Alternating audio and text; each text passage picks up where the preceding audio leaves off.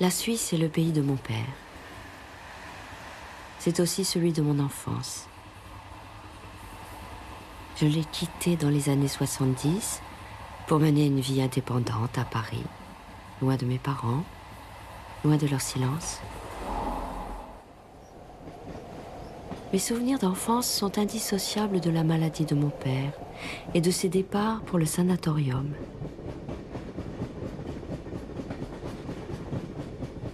Sa maladie a empoisonné mon enfance. Son nom n'était jamais prononcé.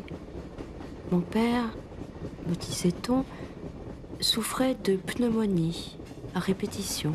Il était fragile des poumons et devait séjourner de longs mois dans des sanatoriums de montagne. J'ai décidé de me rendre sur les lieux de la maladie de mon père pour chercher des réponses aux questions que je me suis toujours posées. J'emporte avec moi cette petite bouteille d'air pur dont il m'a fait cadeau à l'un de ses retours de sanatorium. Et ces lettres, destinées à ma mère, écrites dans les années 30 et 40, tout au long des nombreuses séparations que la maladie leur imposait.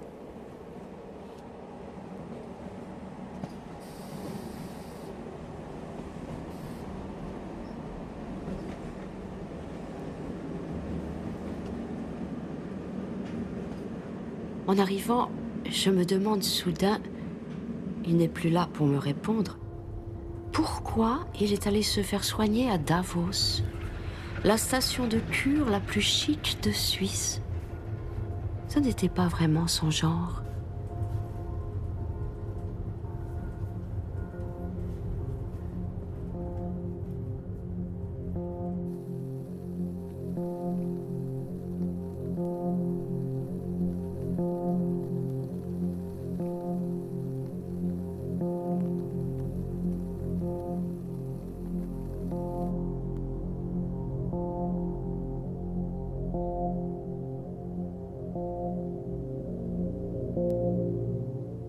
Je suis venue chercher mon père disparu dans un espace qui n'existe plus. Tout paraît trop lisse, trop bien rangé, comme si l'on voulait effacer le passé médical de cet hôtel de luxe.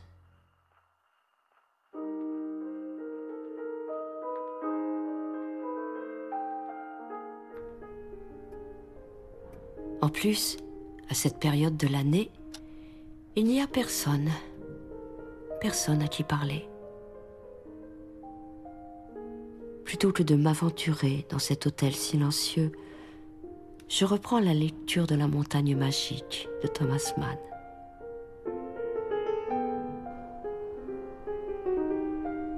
Vais-je, comme le héros de cette histoire, Hans Castorp, venu au sanatorium en simple visiteur, être déclarée malade et me retrouver moi aussi 7 ans prisonnière du sanatorium? Je m'endors avec cette sourde inquiétude.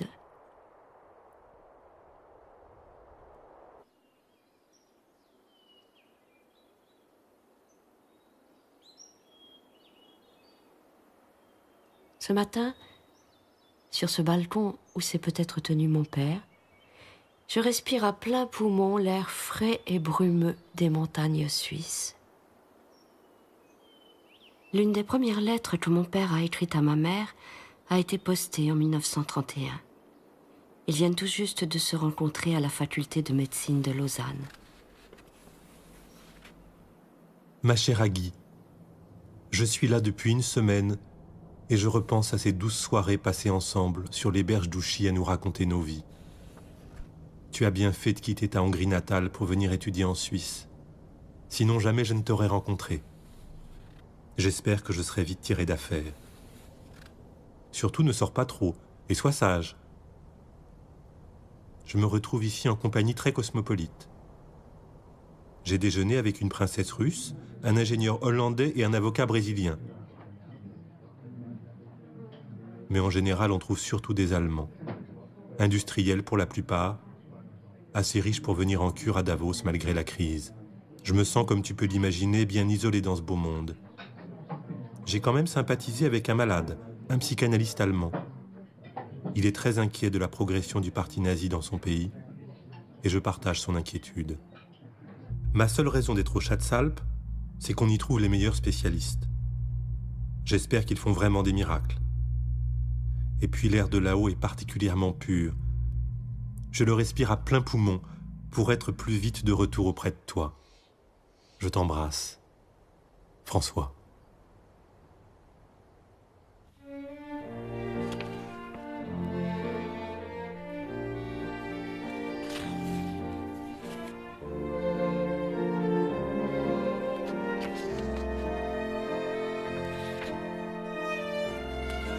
L'idée du bonheur des Alpes est née au XIXe siècle d'une véritable obsession qu'ont eu les hommes et femmes habitant en plaine de la mauvaise haleine des faubourgs, comme on l'appelait, c'est-à-dire de cette air prétendu sale, pénible à respirer, voire provoquant des maladies, dont la tuberculose, liées à la pauvreté, à la morale déficiente aussi des classes laborieuses venues en masse dans les villes. Des villes polluées, où l'air circule mal, chargées des relents fétides de l'humanité, hein, j'emploie les termes de l'époque que les romanciers exploiteront aussi à loisir, eh bien vient s'opposer l'idée d'un contrepoison. Pour ne pas subir ces miasmes délétères, il faut respirer un bon air.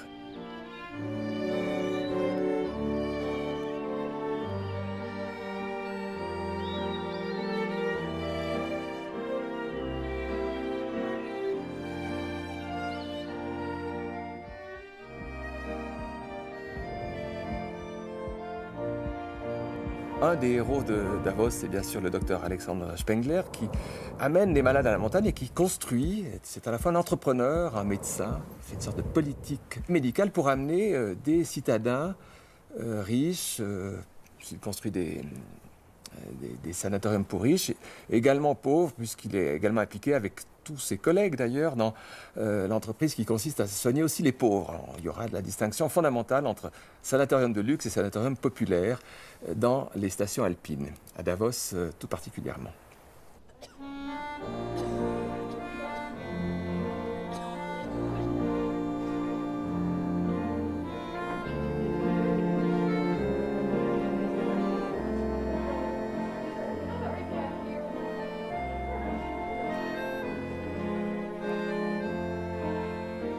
Man darf nicht vergessen, Tuberkulose war schon fast eine Volkskrankheit. Es gab sehr viele Tuberkulosekranke damals. Sehr oft konnte man es auch nicht heilen. Also 1900 war zum Beispiel in der Schweiz verstarben noch 15% der Menschen an Tuberkulose, an Lungenkrankheiten. Es war sozusagen eine Krankheit, die sehr oft vorkam und deshalb kamen auch sehr viele Menschen dann nach Davos, als es bekannt wurde, dass die Höhenluft hier sehr gut war für die Kranken. Bis dahin gab es ganz andere Arten von Heilungsmethoden. Man kannte zum Beispiel das Schlafen im Stall, weil man damals noch dachte, die Ammoniakdüfte der Kühe wären gut für Lungenkranke. Man kann sich also vorstellen, dass Alexander Spengler mit seiner Theorie, dass man in der kalten Luft am besten genesen kann, eigentlich ziemlich alleine dastand. Er war ein Revolutionär der Medizin eigentlich, indem er als einer der ersten erkannte, dieses Klima hier oben bei 1500 Metern ist eigentlich genau das Richtige für Lungenkranke.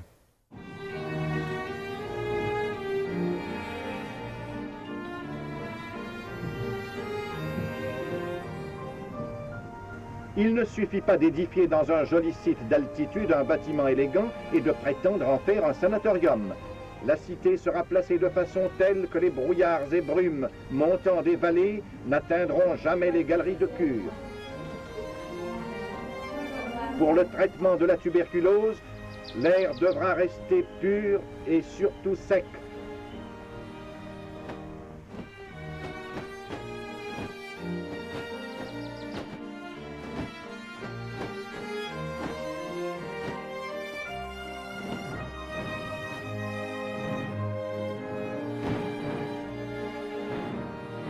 À quoi passait son temps le tuberculeux dans ces sanatoriums ? On peut se le demander. Il passait une bonne partie de son temps sur les galeries de cure. Étant donné qu'on espérait, on croyait dans les vertus curatrices de l'air, le bon air des Alpes, on faisait étendre le malade de longues heures à l'air sur des galeries de cure dans l'idée qu'il puisse inhaler ce facteur curatif.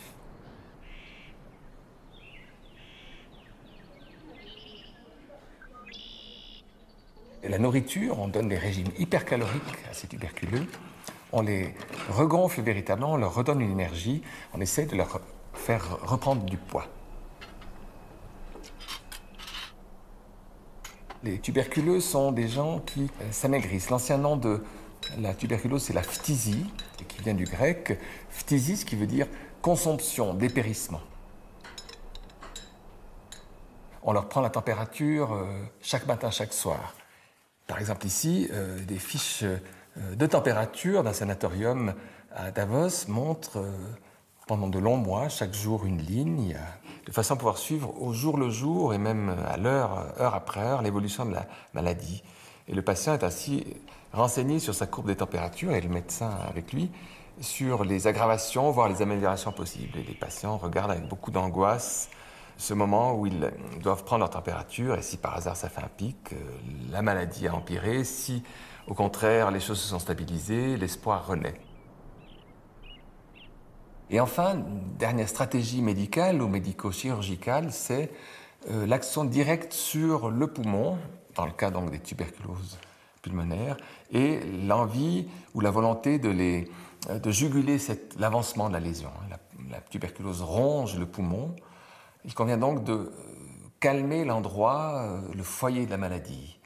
Et un des moyens les plus célèbres encore aujourd'hui, c'est le pneumothorax. De toutes ces méthodes qui constituent le traitement collapsothérapique de la tuberculose pulmonaire, le pneumothorax artificiel est le plus simple et le plus employé et consiste simplement à insuffler dans la cavité pleurale, autour du poumon, une certaine quantité d'air.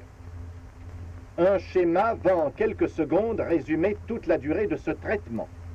Sous l'élastique pression de l'air insufflé, le poumon s'affaisse légèrement sur lui-même et reste dans un repos relatif. Le contrôle radiographique et radioscopique est constamment employé. Quand la cicatrisation est complète, les insufflations sont continuées par mesure de précaution, mais à intervalles de plus en plus espacés, puis supprimées définitivement.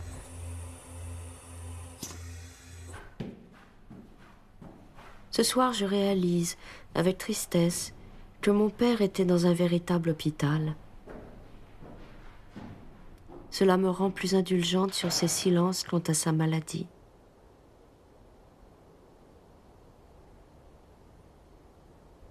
C'est la seule photo que je possède de mon père couché au sanatorium. Elle me touche profondément, car je devine à la manière dont il se tient et à son regard, son désir de lutter de toutes ses forces contre sa grave maladie. Et même dans ses lettres, je peine à trouver le début d'une plainte. Davos, le 15 février 1931. Ma chérie, je me suis réveillé ce matin assez mal fichu. Mais c'est régulier, car l'on vient de m'insuffler mon pneumo des deux côtés. Et je vois maintenant que je fais régulièrement une petite réaction, d'ailleurs très légère. Et je ne suis pas aussi mal fichu qu'il y a quelques semaines.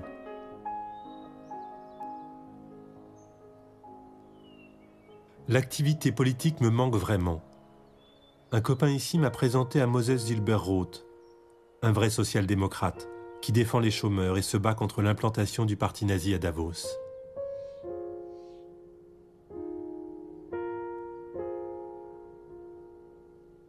Je poursuis la lecture des lettres de mon père jusqu'à très tard dans la soirée.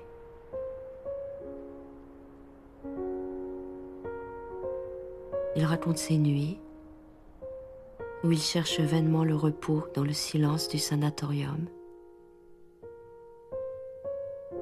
Et c'est moi qui tombe de sommeil.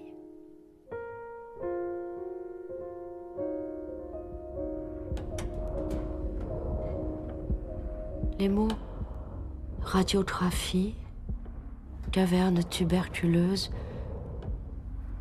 vacille, s'embrouille dans ma tête. Je rêve que j'explore dans les sous-sols de l'hôtel ces fameuses cavernes, grottes sombres et dangereuses. J'ai peur.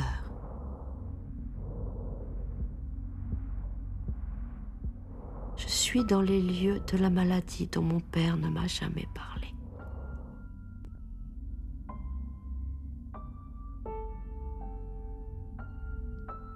Et je commence seulement à entrevoir ce qu'il a vécu ici.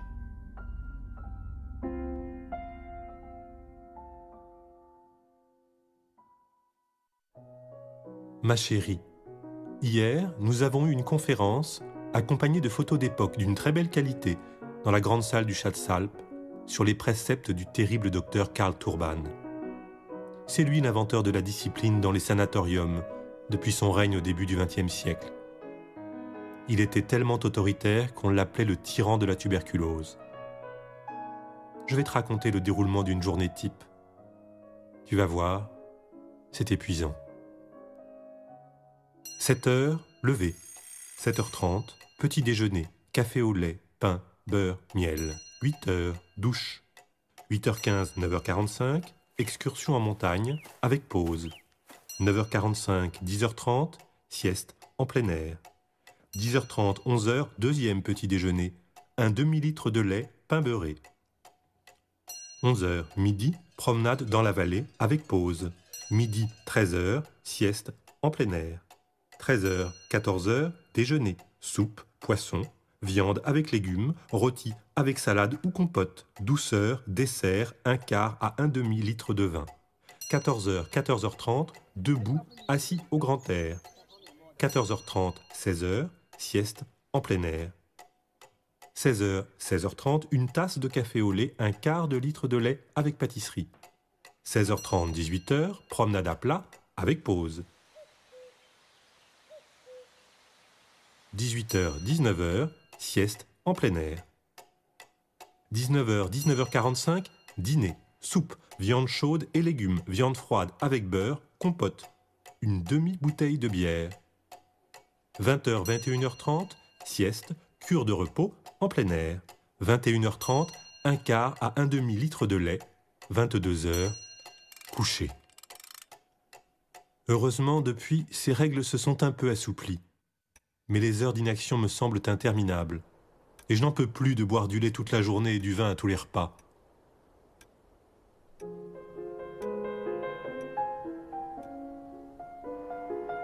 Voilà déjà 1 an que je suis ici. Mais la vie y est tellement monotone qu'on a en somme l'impression de n'avoir passé qu'une longue journée. Toutes les journées étant tellement semblables entre elles. Et pour ajouter encore à cette impression d'une monotonie accablante, la neige n'arrête pas de tomber.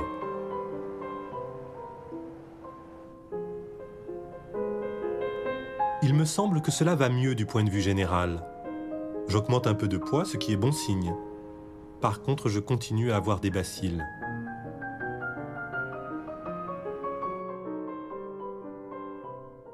Je sais qu'en somme, il n'y a là rien de tout à fait anormal et que je n'ai qu'à attendre. Mais c'est précisément cette attente dont j'ai peur qu'elle démolisse mon caractère.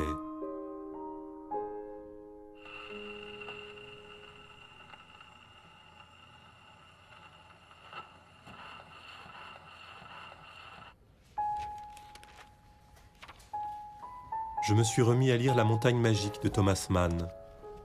Les pages sur le temps et l'ennui de la vie en sanatorium sont d'une vérité extraordinaire.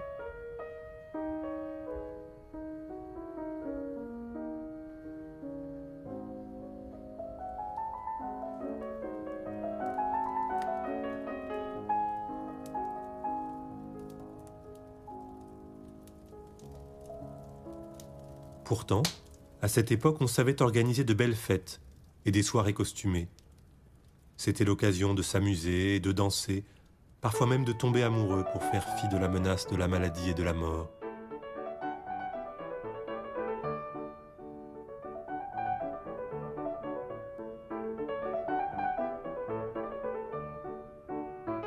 La montagne magique évoque aussi les morts qui sont évacués la nuit par le souterrain et la piste de luge.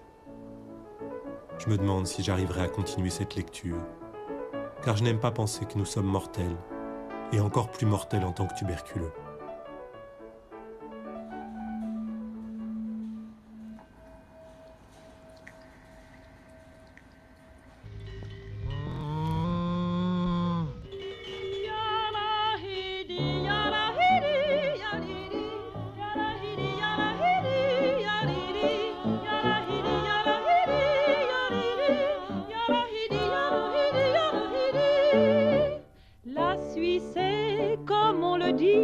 La succursale du paradis, venez-y donc et sans façon, on vous chantera cette chanson. Yo-ho-ho. La Suisse est un pays de cocagne. Yo-ho-ho.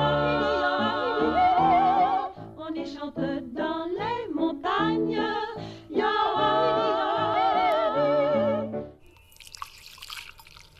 La blancheur du lait des Alpes purifie-t-elle le corps en proie au bacille noir de la tuberculose? La belle couleur rouge sang du vin de la Valteline redonne-t-elle des forces aux organismes affaiblis? Dans les couleurs du lait et du vin, je retrouve celle du drapeau suisse. Tandis que je passe ma 4e soirée au Schatzalp, mon père entame un nouveau séjour et je constate avec tristesse que sa santé ne s'améliore toujours pas. Dans une lettre de 1934, sa révolte m'impressionne. Ma chérie, voilà déjà un mois que je suis revenu et les nouvelles sont mauvaises. D'abord, mes dernières radios révèlent un début de pleurésie et me voici contraint à l'immobilité. En plus, l'air de Davos devient irrespirable.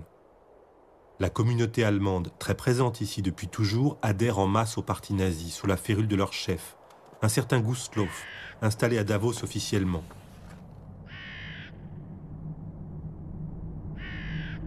Il prend ses ordres de Berlin et les applique directement chez nous. Ce qui me révolte le plus, c'est que les Suisses le laissent faire en dépit des mises en garde répétées et courageuses de Moos-Hilberroth. Mais personne ne prend ces avertissements au sérieux.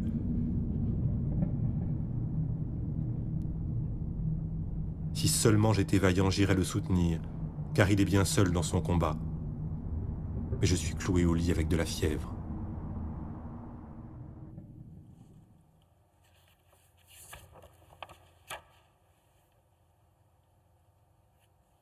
Vor dem Nationalsozialismus gab es in der Schweiz, also in Davos, sehr viele deutsche Gäste, sehr viele deutsche Patienten und deshalb gab es auch immer deutsche Sanatorien. Da konnte jeder dort kuren, sei es nun Deutsche oder Schweizer oder Franzosen.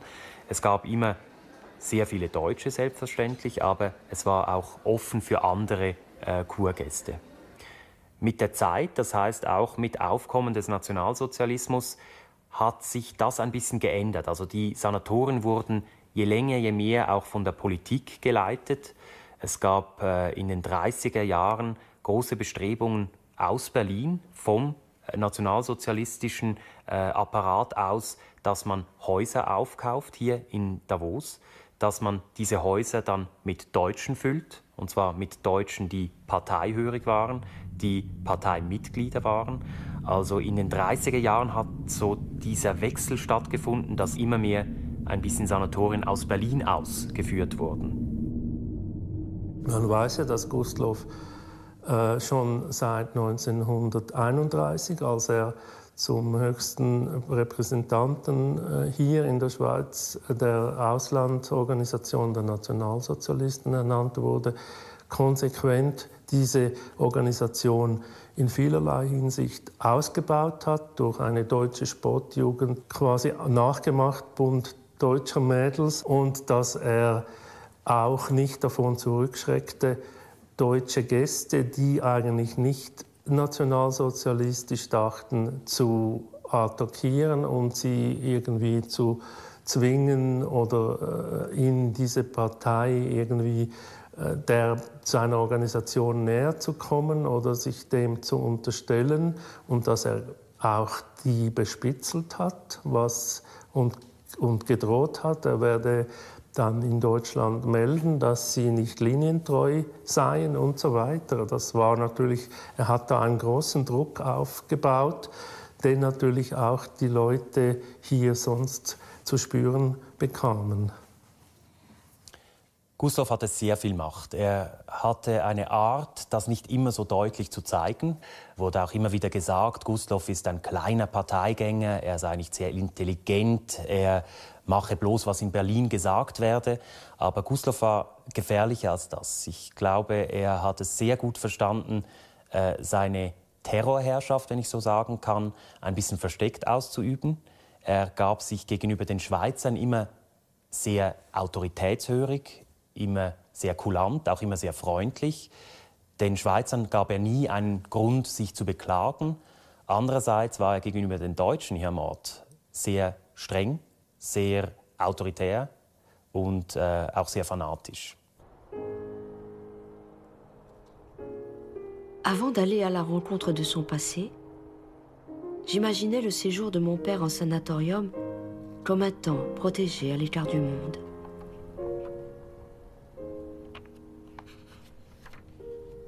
J'étais loin de me douter qu'il avait été confronté à son grand dégoût, à l'atmosphère nazie qui sévissait à Davos, et qu'il allait vivre un événement historique.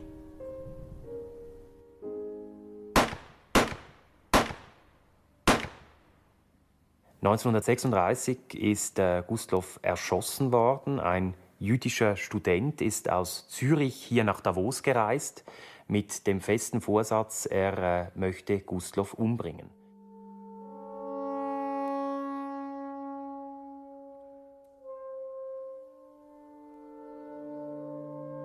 Le 10 février 1936. Ma chérie, la tension ici est extrême. Même si ce Gustloff était une véritable crapule, l'assassiner est une grosse erreur politique. Il fallait voir les démonstrations qui ont été organisées autour de son cercueil à Davos, avec des dignitaires nazis tout droit arrivés de Berlin. Tu verras. Hitler va en faire une victime des Juifs et un martyr national. Donne-moi de tes nouvelles. Je t'écris bien vite une plus longue lettre. Der Schweizer Landesgruppenleiter der NSDAP, Wilhelm Gustloff, fiel einem ruchlosen Mordanschlag zum Opfer. Unter Anteilnahme des ganzen deutschen Volkes wurden die sterblichen Überreste nach Schwerin, der Heimat des Toten, überführt. Mein lieber Parteigenosse, du bist nicht umsonst gefallen. Das soll unser heutiger Schwur, dass wir dafür sorgen wollen, dass in die Reihen der unsterblichen Märtyrer unseres Volkes dieser Tote einrückt und dann wird aus seinem Tod millionenfaches Leben kommen zu unserem Volk. Es war natürlich in der Situation, war das natürlich für die Schweizer Diplomatie heikel. Die Notwendigkeit war natürlich gegeben, eines Prozesses zu führen. Die Schweizer Diplomatie war ja damals schon bereits in einer Form der Anpassung und der Vorsicht gegenüber dem übermächtigen Deutschen Reich, dass ihnen dieses Attentat höchst ungelegen kam.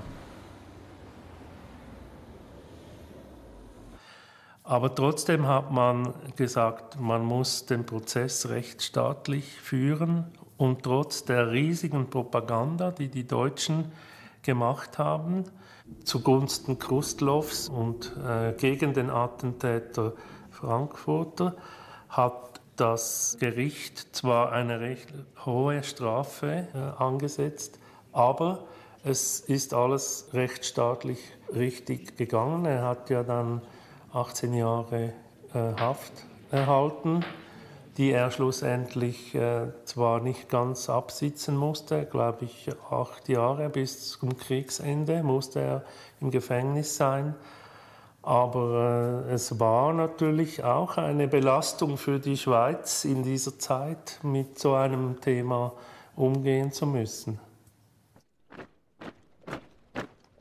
À partir de 1940, les lettres de mon père prennent un autre ton. Il parle moins de l'évolution de sa maladie. C'est ma mère qui l'inquiète.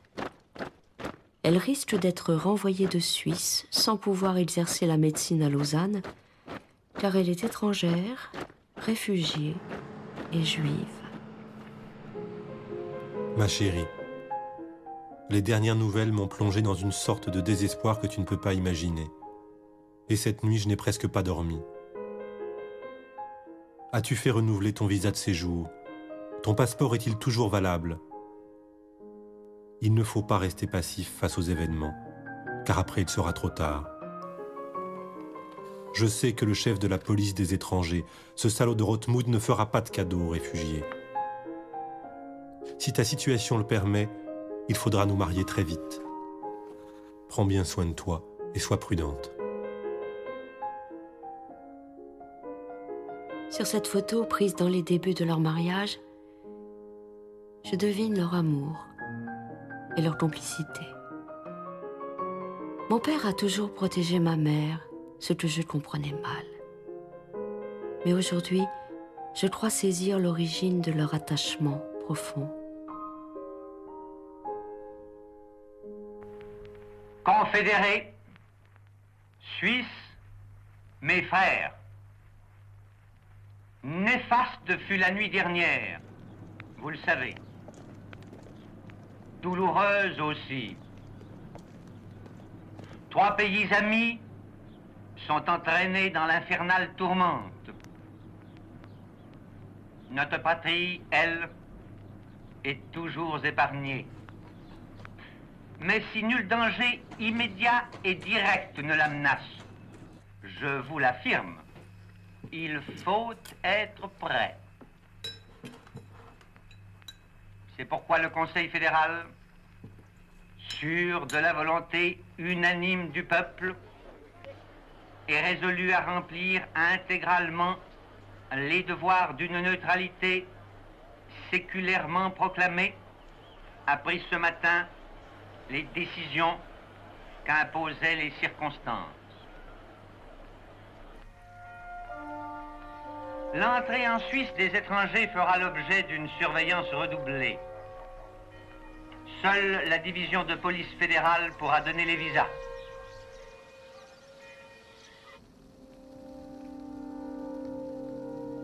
Als 1938, im März 1938, der sogenannte Anschluss von Österreich stattfand und ganz viele Flüchtlinge von Österreich in die Schweiz abgeschoben wurden, hat die Fremdenpolizei unter ihrem Leiter Heinrich Rothmund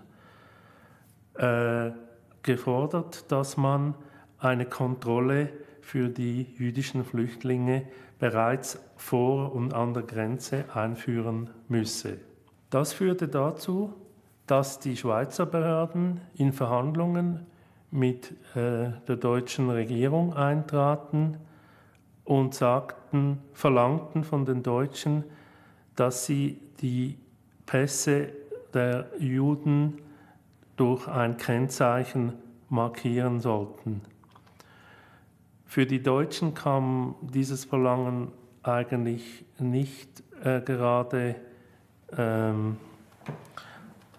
zu einer guten Zeit, weil damals war immer noch die Politik der Deutschen, die Juden aus Deutschland hinauszutreiben, sie zu vertreiben. Es war noch nicht die Zeit des Holocaust. Und wenn man die Pässe der Juden kennzeichnete, so bedeutete das eher eine Erschwernis für die Politik der Austreibung, weil dadurch natürlich auch die anderen Länder sofort erkennen konnten, aha, das sind Juden, die da jetzt zu uns kommen.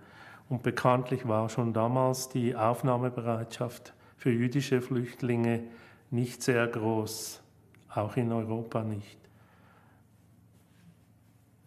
sur la manière dont les gens pouvaient résider à Davos pendant la période de la Deuxième Guerre mondiale, on a par exemple ici une circulaire de la police de Davos de juillet 1941 qui énumère toutes les conditions que les étrangers devaient respecter pour pouvoir franchir la frontière et venir pendant quelque temps se reposer ou se soigner à Davos. On leur posait des questions à la fois sur leurs revenus, sur leur motivation, sur la durée de leur séjour prévu en Suisse.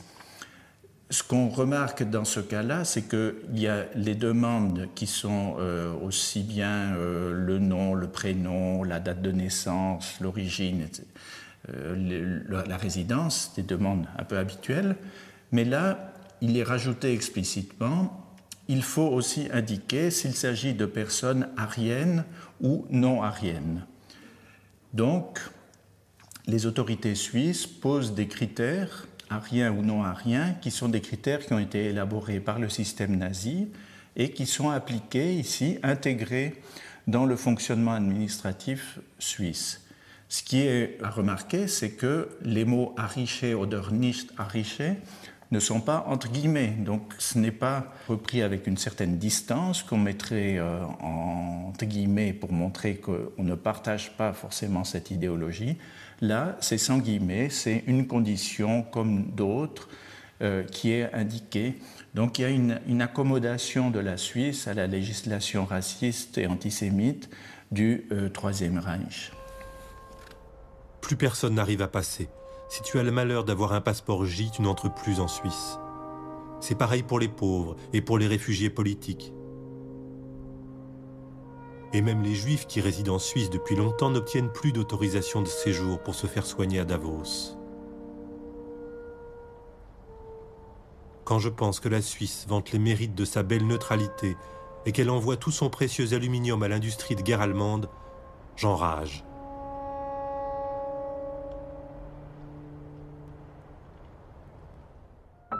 Tu me manques beaucoup. Mais surtout, ne viens pas me voir. La situation est trop délicate pour quitter Lausanne en ce moment.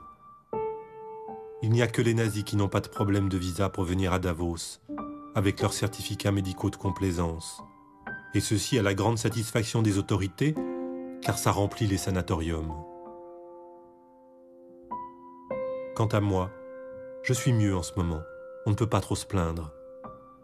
J'espère que nous serons bientôt réunis. Patience. Dans mon enfance, quand je récitais ma leçon d'histoire sur la neutralité de la Suisse, mon père devenait soudain très ironique, sans me donner d'explication. De mon côté, je n'osais rien lui demander. La question de la neutralité s'est posée notamment parce que les Allemands faisaient pression pour que les Suisses restreignent l'exportation de marchandises vers les pays alliés. Les Allemands vont essayer d'obtenir de la Suisse toute une série de prestations économiques qui étaient utiles au Troisième Reich.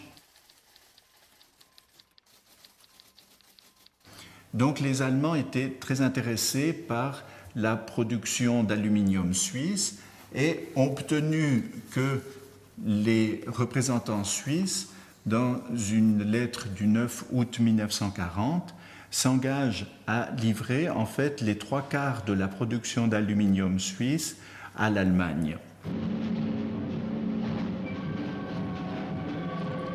L'aluminium étant évidemment utile à l'effort de guerre.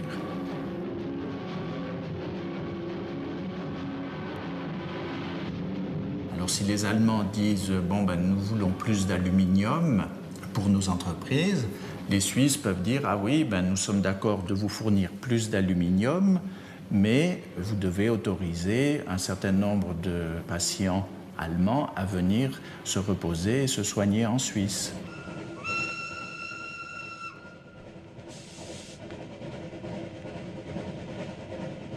Ainsi, malgré la fermeture hermétique des frontières et sa politique de neutralité, la Suisse fait circuler des trains chargés de marchandises. Le charbon allemand et la bauxite de la France occupée arrivent en Suisse.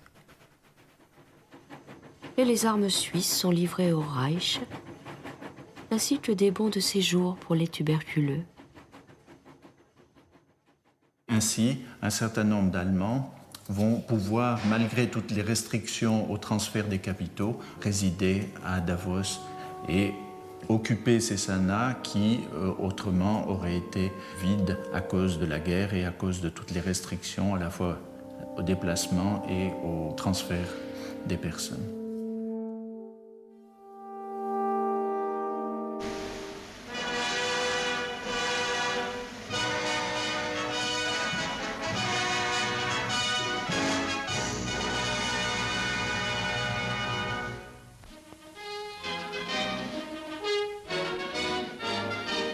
Der Kampf gegen die Tuberkulose stellt heute Partei und Staat vor große Aufgaben. Um alle Tuberkulosekranken möglichst frühzeitig zu erfassen, ist der Röntgensturmbahn der SS eingesetzt. Mit eigenen Röntgenapparaten fährt er in alle Gaue, um Reihenuntersuchungen durchzuführen.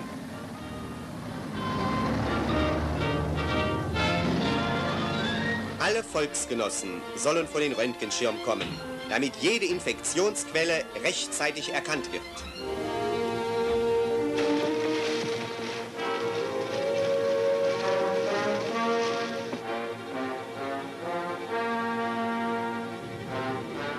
Ist die Krankheit erkannt, muss sofort mit der Behandlung begonnen werden.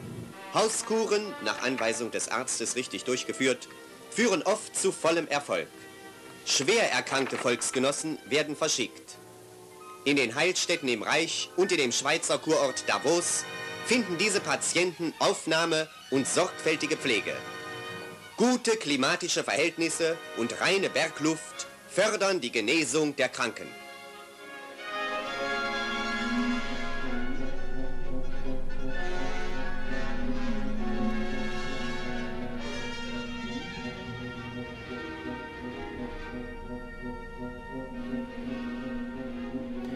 Diese NS-Sanatoren waren ganz klar gefüllt mit Gästen, die der Partei zugehörig waren, die auch sonst nicht nach Davos hätten kommen können. Sie kamen mit deutschen Devisen direkt aus Berlin. Sie waren sehr oft Parteimitglieder und sie haben dann dieses NS-freundliche Klima ein bisschen hier noch verstärkt, indem sie in diesen Häusern hier ganz klar der Parteilinie gefolgt sind. Es gab Liederabende in diesen Sanatorien, es gab Filmvorführungen, es gab auch Gedenkfeiern zum Geburtstag des Führers. Also es war ganz klar, in diesen Sanatorien herrschte der nationalsozialistische Geist. Es waren auch sehr viele Schüler aus Deutschland, die hier zu Kur waren. Es gab auch immer wieder Berichte, die sagten, die Schüler des Fridericianums hätten sich mit dem Hitlergruß begrüßt auf der Straße. Viele haben auch ganz klar gemacht, dass man den Krieg verfolgte, dass man die deutschen Erfolge am Anfang verfolgte. Viele Schüler des Fridericianums haben auch immer wieder den Schweizern klar gemacht, es geht noch 2-3 Jahre, dann sind wir hier in Deutschland. Es geht jetzt dann bald dem Endsieg entgegen und dann kommt dann die deutsche Armee auch hier in die Schweiz. Also es war von Anfang an klar, im Fridericianum sind eigentlich die Nazis am Ort. Die jungen Nazis, die fanatischen Nazis. Ma petite femme chérie, j'ai bien reçu ta carte. Cela m'a fait très plaisir et j'attends avec impatience une plus longue lettre. Ici, l'atmosphère s'est un peu améliorée dernièrement, avec l'arrivée d'aviateurs américains. Ces gars se font remarquer et se saoulent dans les bars, mais personne ne leur en veut car ils sont bien sympathiques.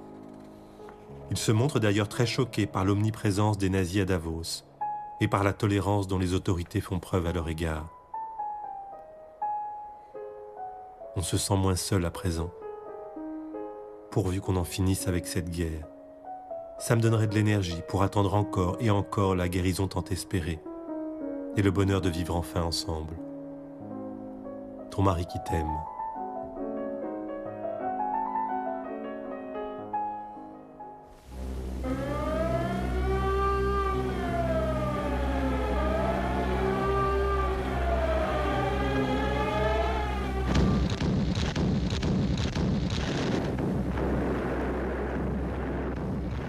Sehr viele Flieger, amerikanische Bomberflieger, waren im Krieg abgeschossen worden und konnten sich zum Teil dann über die Grenze in die Schweiz retten.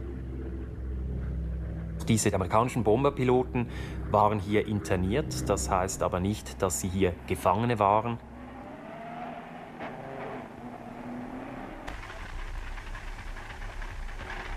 Ein viermotoriger amerikanischer Bomber vom Typ der fliegenden Festungen musste vor kurzem auf Schweizer Boden notlanden.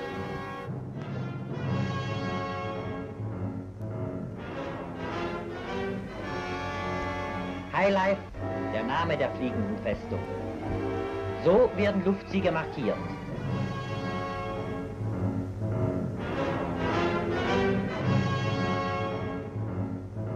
En raison du droit de la neutralité qui date de la fin du XIXe siècle, les États neutres doivent interner les militaires qui se présentent à la frontière pendant une situation de guerre.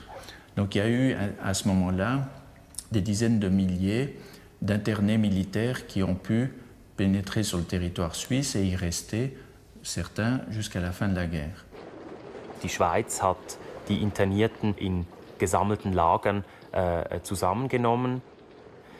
Hier in Davos war ein bisschen die spezielle Situation, dass die Amerikaner, die hier zu Gast waren, alle Offiziere waren. Es waren also höhere Militärangehörige und deshalb waren sie auch nicht wirklich Internierte, sie waren wirklich mehr Gäste hier in Davos. Es gab hier in Davos allein etwa 300 bis 400 Flieger. US-Bomberpiloten, die hier interniert waren und die hier das Bild in Davos natürlich noch einmal ein bisschen verkomplizierten. Es gab immer wieder Begebenheiten, wo sich Deutsche und Amerikaner hier am Ort trafen.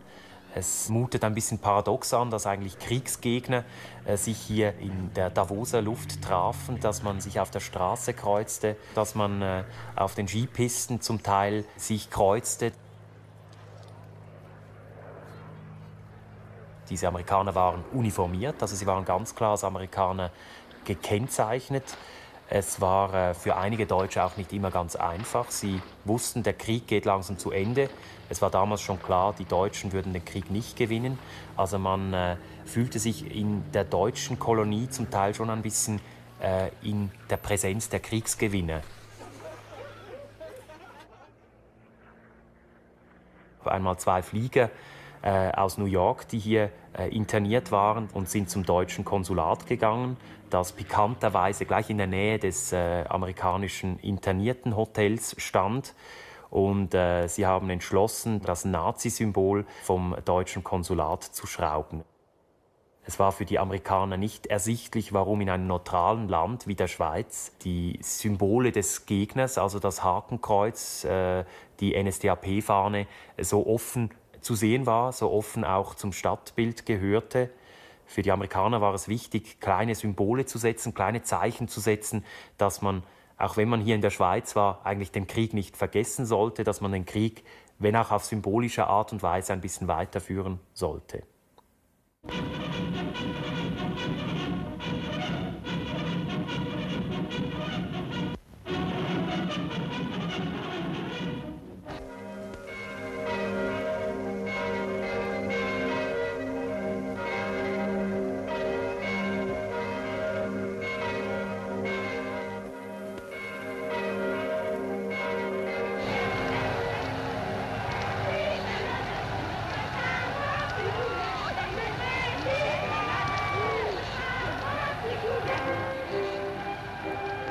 Ma petite femme adorée.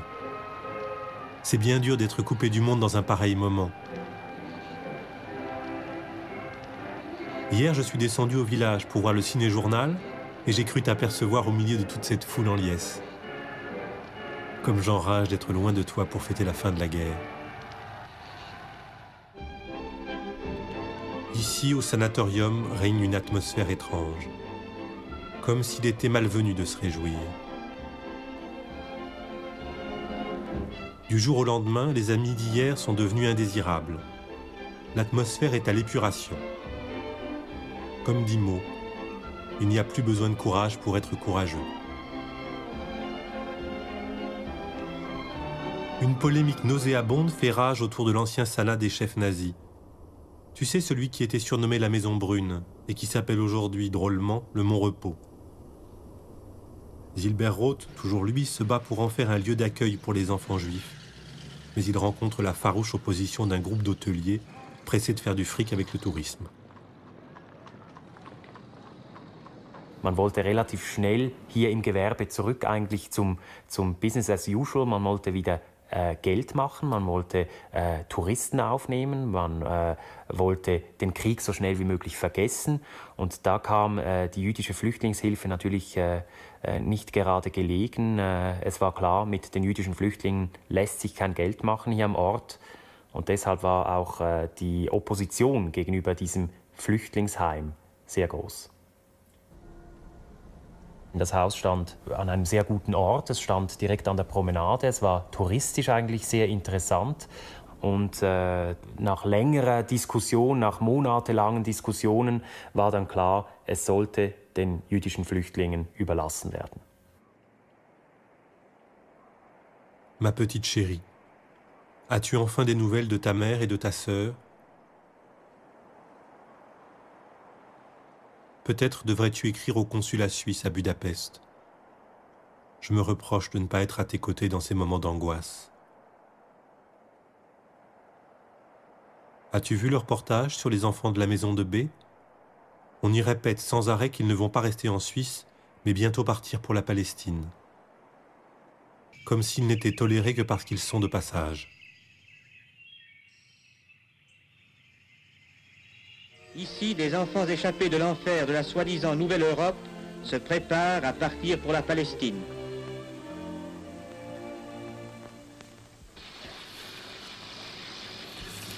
Bessie, de Memel, a perdu sa mère. Son père a pu se réfugier en Suisse. Il partira avec elle pour la nouvelle patrie. Jacob s'est enfui de Berlin pour aller en Yougoslavie et vint en Suisse à travers l'Italie. Il traversa de nuit la Tresa à la nage avec 40 camarades. Velko était un collégien. Ses parents ont été assassinés lors du massacre de Novi Sad. Il deviendra en Palestine un bon paysan.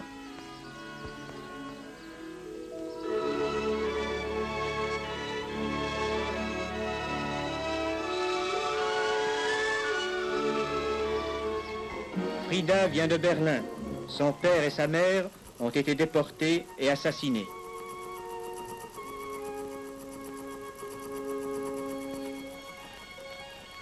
On s'adonne avec ardeur aux travaux des champs. Pour les enfants juifs, c'est un genre de travail tout à fait nouveau.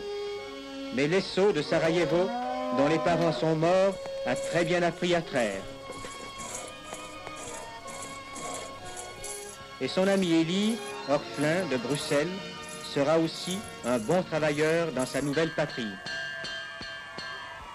La plupart de ces enfants ont perdu leurs parents. Après avoir retrouvé leur force physique et morale, ils partiront pour la Palestine, qui est pour eux le pays de l'espérance.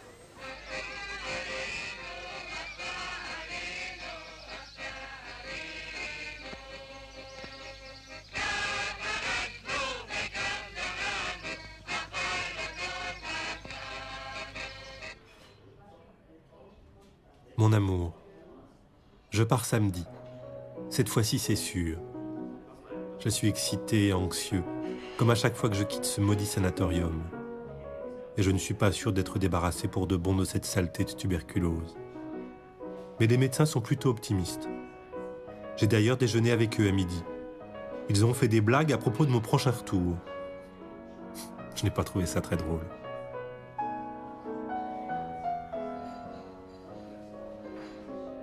Hier, j'ai fait la connaissance d'un jeune garçon qui a été libéré des camps par les Américains en avril 1945 et qui vient tout juste d'arriver au Sanat.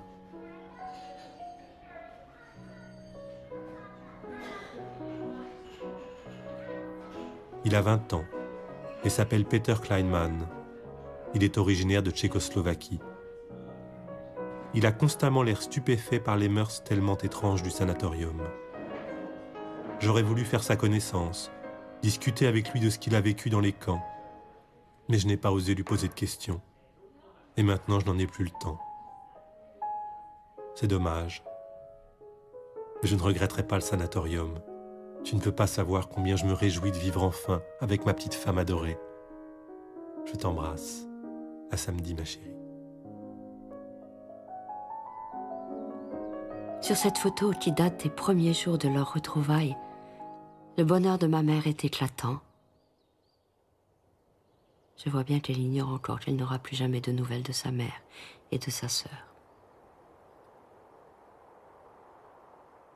Je naîtrai bientôt de cet amour, malgré la menace qui pèse encore sur la santé de mon père. En janvier 1947, mon père a quitté le sanatorium Schatzalp. Il a fait d'autres séjours ailleurs, mais je ne sais pas où. Et je n'ai plus de lettres à partir de cette date.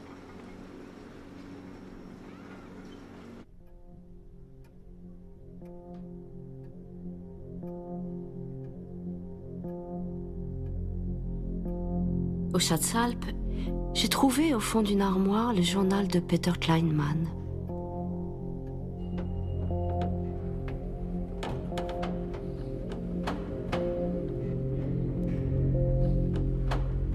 C'est au Schatzalp que je suis monté dans un ascenseur pour la première fois de ma vie.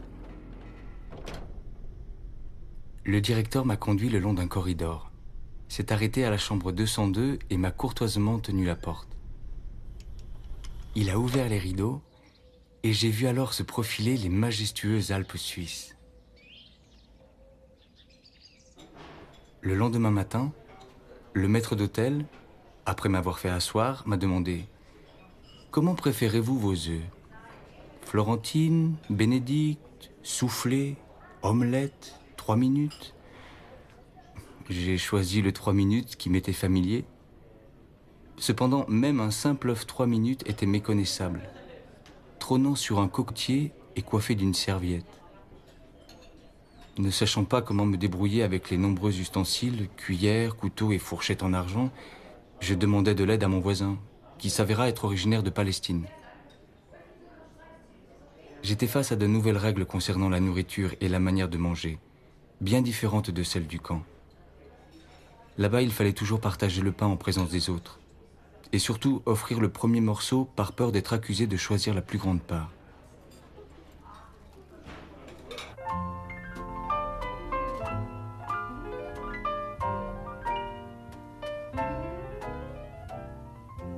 Au Schatzalp, Peter Kleinmann guérit peu à peu de sa tuberculose. Il reprend goût au plaisir de la vie, se fait des amis, joue au poker, est invité à des soirées dansantes.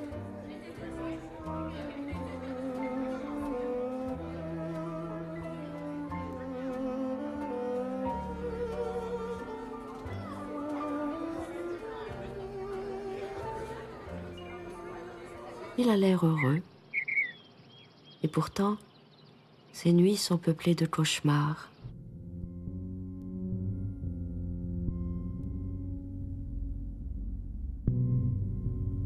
Il explore le sanatorium, découvre le couloir où l'on évacuait les morts la nuit.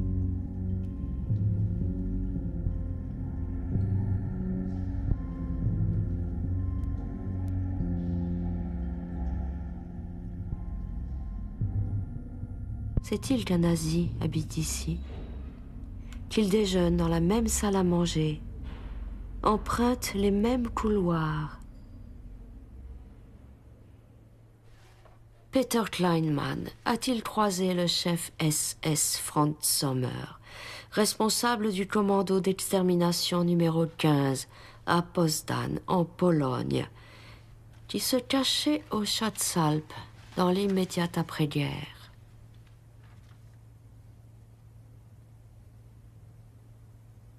Je reconnais le jeune Kleinmann, assis au premier rang à droite sur cette photo. Mais je m'interroge sur l'identité de certains visages d'hommes plus âgés.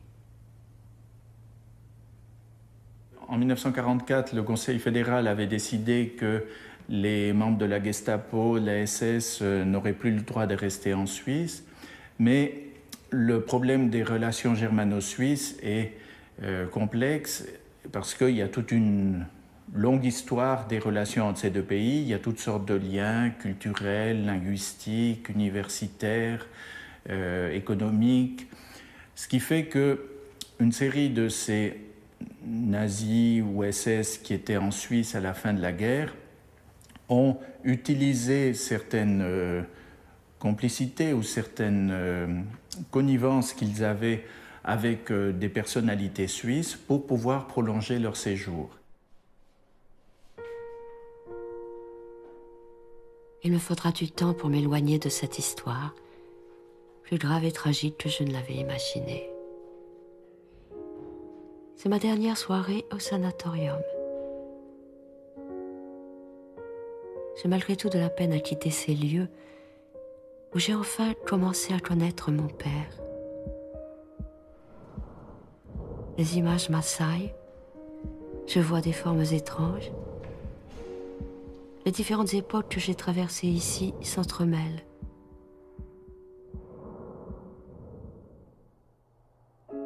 J'emporte cette petite radiographie trouvée au fond d'une armoire. Elle ressemble à celle que le héros de la montagne magique de Thomas Mann reçoit de sa bien-aimée en guise de photo.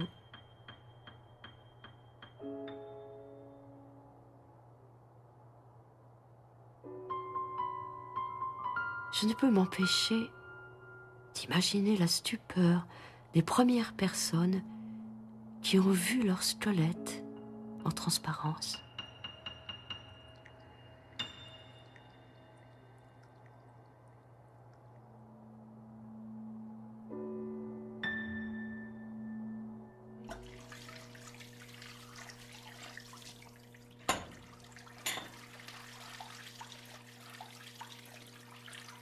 Je n'ai pas eu la réponse quant à l'efficacité du bon air pur des Alpes.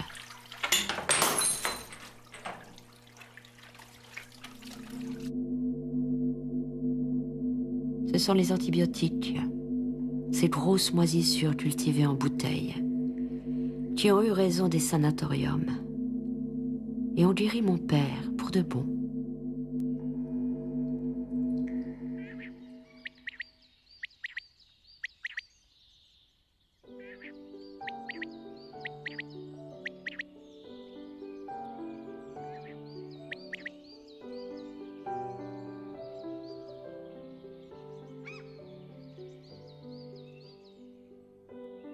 Je me souviens du jour où mon père est rentré définitivement du sanatorium.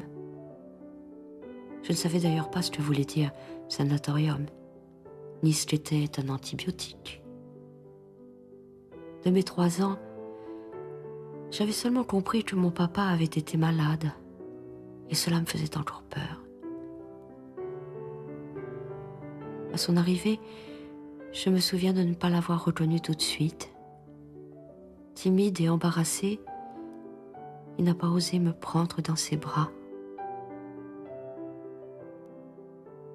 Il m'a fallu du temps pour faire connaissance avec lui, et encore plus de temps pour comprendre pourquoi il était parti si longtemps de la maison.